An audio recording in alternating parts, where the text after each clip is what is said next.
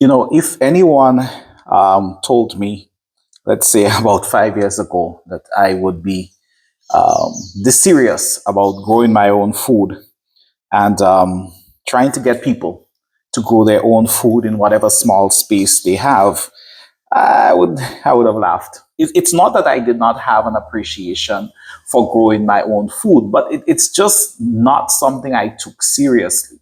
And of course, with the encouraging and prompting of a very, very good friend of mine, he was able to actually get me to not just start, but to take the thing serious. And so this is what this has been about. And I realized, when I got started, I had some challenges, and he would help. And in speaking with other farmers, experienced farmers who are not selfish with the information, who they share the best practices. They would say, hey, Jarvis, I know you're trying it this way, try it this way, right? And even things like my sweet potato vines. I had persons who would say, hey, I see you doing your little sweet potato things. I have these vines. You should try it, right? And when people operate on that level with you, it's not fair for you to then, just hold the information and not share. My thing is, I want more Grenadians to grow their own food. You don't need to grow everything that you consume. You don't need a lot of space, but it's a healthier option, right? It also keeps you active. Farming is relaxing, right? If you're doing it right. There's still a lot of people who work hard and not smart. Yeah. You know, so you have that experience, and the food, of course, it tastes better, and you save a buck because it costs a lot to buy some of these things in the market, and then you have no idea what was put into it. So I realize, hey, it makes sense to not just encourage people, but to provide some level of guidance as well. What is it that I'm doing that is working for me that I can share? So yes, I've invested quite a bit of time and resources, financial resources, into taking classes with different agronomists, and so just to have a greater appreciation for the science behind this thing, to ensure that when I put it in the ground, I get as good a result as I can get based on the knowledge I have and the assistance I get from the farmers who share, right? So when I post and share what my plant pharmacy looks like, and I get comments saying, hey, buy all these bottles and all these chemicals and so. And, people are not willing to say, hey, but, for this problem, maybe you can do this, or this is what I have done and it worked. To me, if you're not willing to share, then, hey, just sit and shut up, right? Just scroll past, right? Don't engage. Because you see, I think it is very unfortunate for people who, are talking, let's plant food, what have you, to not be willing to say, hey, but this is how I do it, right? Um, I'm even if I was a commercial farmer, right, I would still share the information. The reality is, I don't think we'll ever get to a place where we can produce enough food to feed us and then some, right? Glut on the market is from poor planning, right? And even from lack of just being innovative, right?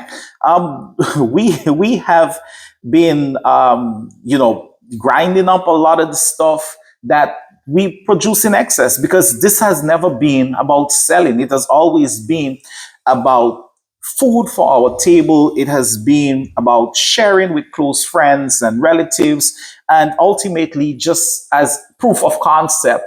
So, when I say you can't put it in a 3 gallon grow bag, that, if you do it, it's going to work because I have tested it, right? I'm not one who sells something that I would not buy. That's not me. I think sometimes people forget that I am a teacher. It is who I am. Right? I sent like 50 applications saying, hey, Ministry of Education, I want to teach, right?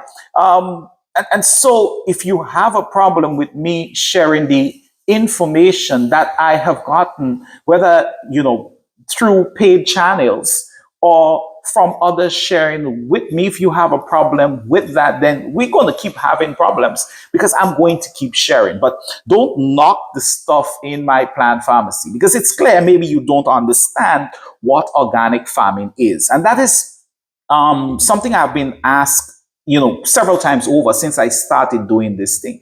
Are you an organic farmer? Are you inorganic or non-organic, whichever one it is, farmer? And my thing is, well, I understand that it is very difficult to be straight organic. There are situations where you're going to have to pull out certain chemicals.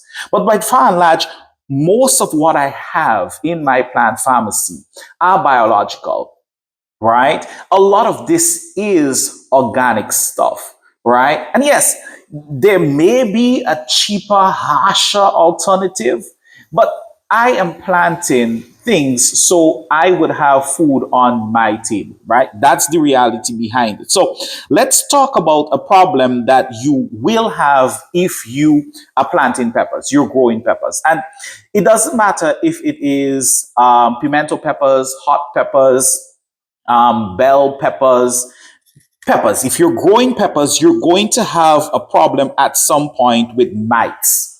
So instead of just having one option to deal with the mites, I have a few. I have numectin. So this is one biological. I have here, Golden Pest Spray Oil. Now, this is OMRI certified. So for those who would say, hey, so much chemicals, look up OMRI, OMRI. This is OMRI certified. Golden Pest Spray Oil. I also have Cure, biological as well, right? Cure. And I should have, when we talk organic, people talk a lot about neem. Right here. So I have BioNeem as well. So I have four options that I use to treat my mite problem. Now, I have to admit, the first set of peppers I planted, I did not have any major pest issue.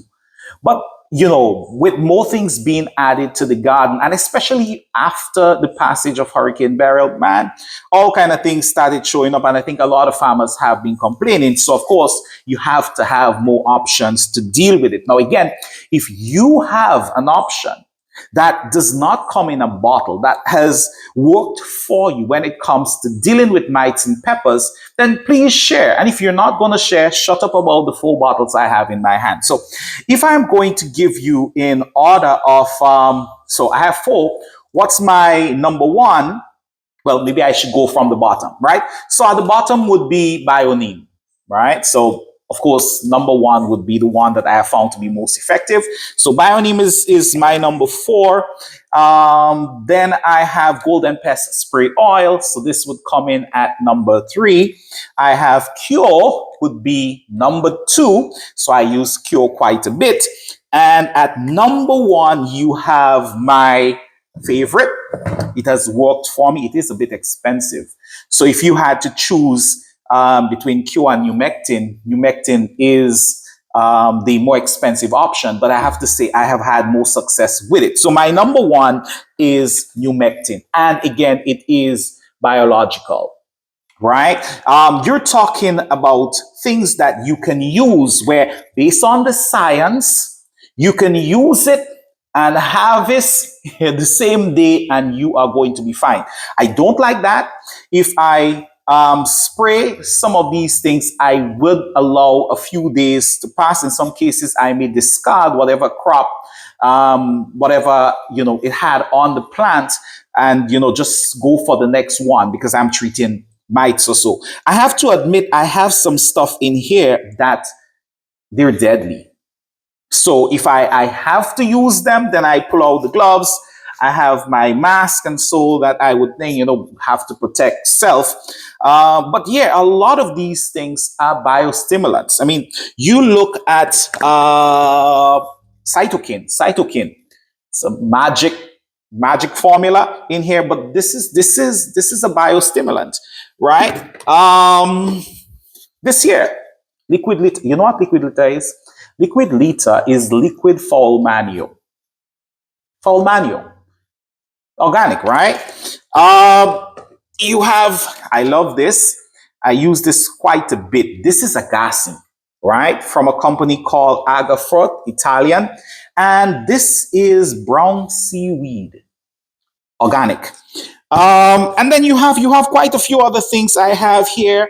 I love Bountiful Harvest, biostimulant, and a host of others. The bottom line here is this: listen, I would use whatever I need to get the best out of my plants, understanding in the back of my mind, I am planting stuff so I can consume it. So, I err on the side of caution all the time. But this is not what the video is about. This is one about me sharing how you can address the issue of mites in peppers. And in other videos, I would share how you address other issues. But I think mainly it was adding some context to why I'm doing this, what this is all about, and calling out the people who would say, hey, don't, but they would not say what to do, right?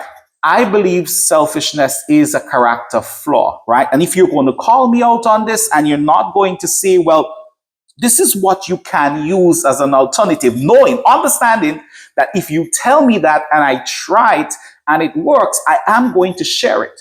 So, for example, when I was told about the yeast fertilizer, I tried it. It worked, and I have shared it in previous videos. You add 1 tablespoon of yeast, 2 tablespoons of brown sugar in 1 quart of water. Leave that to rest for about 6-7 hours. I normally do that overnight. You dilute that in 5 gallons of water, and you give all your plants a cup or so and watch the magic. Right? It is a wonderful biostimulant. So if you share, what I can use, I am going to share it with others, right? And I believe we're going to be better for that. So hey, that's all I'm saying. Some people just need to shut up and scroll past, move past. But let's get growing.